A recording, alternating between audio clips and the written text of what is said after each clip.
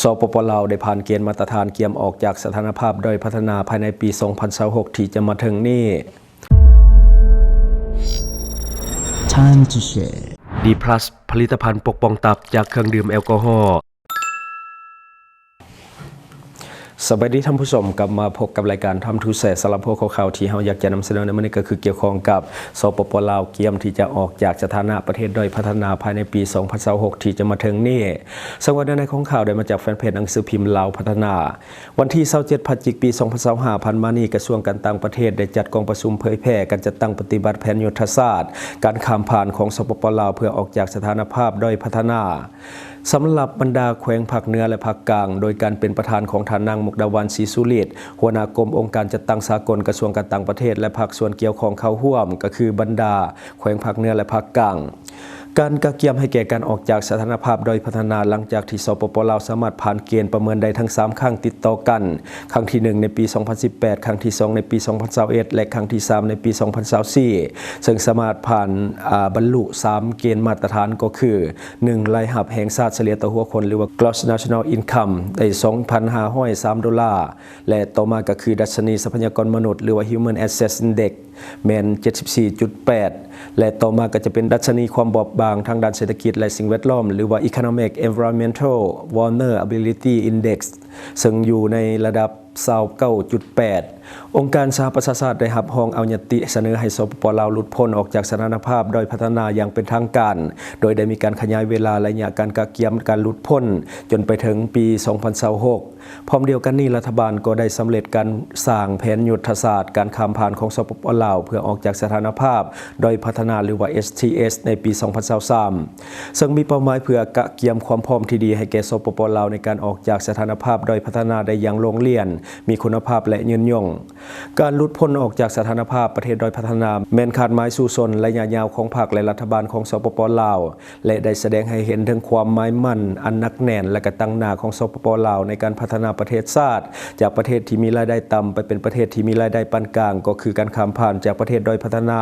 มาเป็นประเทศกำลังพัฒนาตามการแบ่งประเภทขององค์การสหประชาชาติและธนาคารโลกสำหรับเป้าหมายของการพัฒนาแบบยืนยงหรือว่าปพย.แม่นการสืบต่อจะตั้งปฏิบัติวาระการพัฒนาของสากลและก็ของบรรดาประเทศสมาชิกองค์การสหประชาชาติรวมทั้งสปป.ลาวเฮานับตั้งแต่สปป.ลาวได้รับรองเอาวาระ 2030 เพื่อการพัฒนาแบบยืนยงในปี 2015 เป็นต้นมาและก็ได้เสื่อมสารเข้าในแผนพัฒนาเศรษฐกิจสังคมแห่งชาติ5 ปีครั้งที่ 8 ครั้งที่ 9 และกำลังจะเสื่อมใส่แผนพัฒนาเศรษฐกิจสังคมแห่งชาติครั้งที่ 10อันนี้คือเรื่องของการที่ว่าลาวเฮากะเกียมที่จะออกจากสถานะประเทศด้อยพัฒนาก็คือการเป็นประเทศด้อยพัฒนานี่มันก็มีทั้งข้อดีและก็ข้อเสียนำกันเนาะซึ่งหลายท่านน่าจะพอเดาได้อยู่แล้วก็คือสถานภาพประเทศด้อยพัฒนาหรือว่า LDC ที่มอบให้โดยองค์การสหประชาชาติหรือว่า UN แม้นมีจุดประสงค์เพื่อให้ช่วยเหลือเรื่องของสิทธิพิเศษต่างๆแก่ประเทศที่มีรายได้ต่ำหลายและก็มีความเสี่ยงทางด้านเศรษฐกิจที่สูงมันมีทั้งข้อดีและก็ข้อเสียเดี๋ยวเฮามาเบิ่งข้อดีของการอยู่ในสถานภาพประเทศด้อยพัฒนาหรือว่า LDC การเป็นประเทศด้อยพัฒนาแม้นได้รับการยกเว้นหรือว่าสิทธิพิเศษหลายอย่างในเวทีสากลซึ่งประกอบมีตัวที่1ก็คือการช่วยเหลือด้านการค้าพิเศษหรือว่า Trade Preferences การเข้าถึงตลาดที่มันง่ายขึ้นเนาะการเข้าถึงตลาดที่ง่ายขึ้นสินค้าจากประเทศ LDC หรือว่าประเทศด้อยพัฒนาส่วนหลายสามารถที่จะส่งไปยังตลาดของประเทศที่พัฒนาแล้วเช่นสหภาพยุโรปญี่ปุ่นและก็แคนาดาโดยได้รับการยกเว้นภาษีและโควตาคือโครงการ Everything But Arms ของ EU นี่ช่วยเพิ่มความสามารถในการแข่งขันของสินค้าที่ว่าส่งออกและต่อมาก็จะเป็นการช่วยเหลือทางด้านการพัฒนาและการเงินหรือว่า Development and Financial Aid การช่วยเหลือล่าที่สูงเนาะสำหรับประเทศด้อยพัฒนาก็จะมีการช่วยเหลือล่าที่สูงและก็ได้รับการจัดสรรเรื่องของเงินช่วยเหลือเพื่อการพัฒนาหรือว่า ODA ในอัตราที่สูงกว่าประเทศกำลังพัฒนาทั่วไป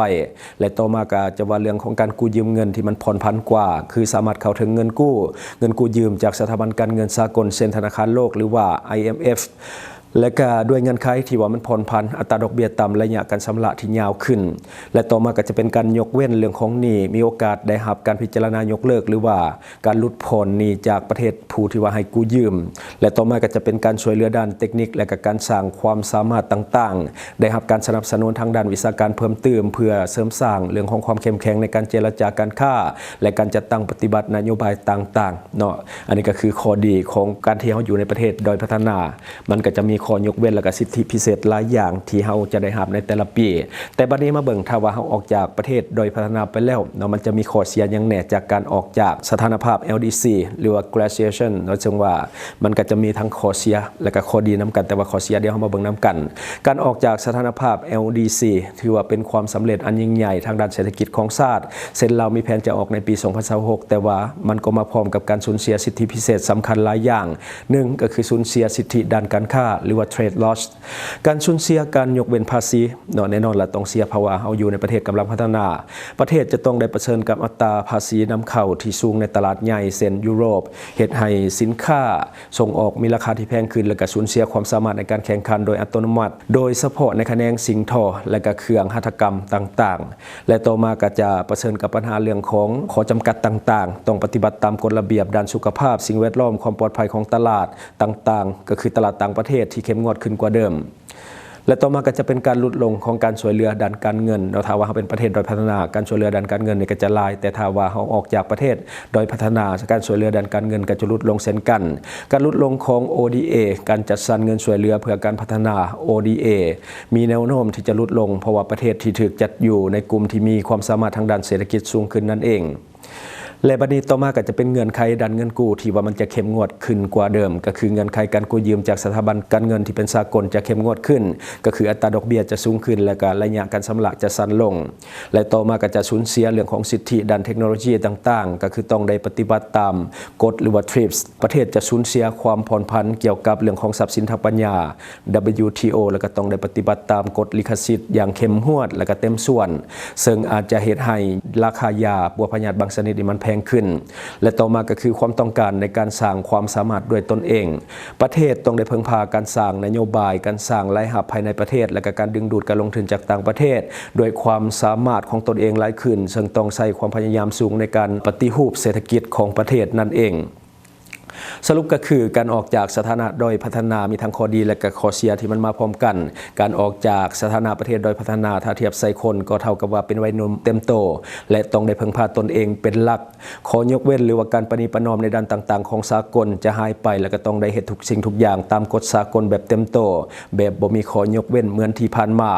ทุนช่วยเหลือล่าในด้านต่างๆจากองค์การจัดตั้งสากลหรือว่าประเทศพันธมิตรก็จะหายไปเช่นกันการกู้ยืมเงินจากกองทุนต่างๆยากขึ้นและก็จะจ่ายดอกเบี้ยที่สูงขึ้นแถมการชำระจะสั้นลงกว่าเดิม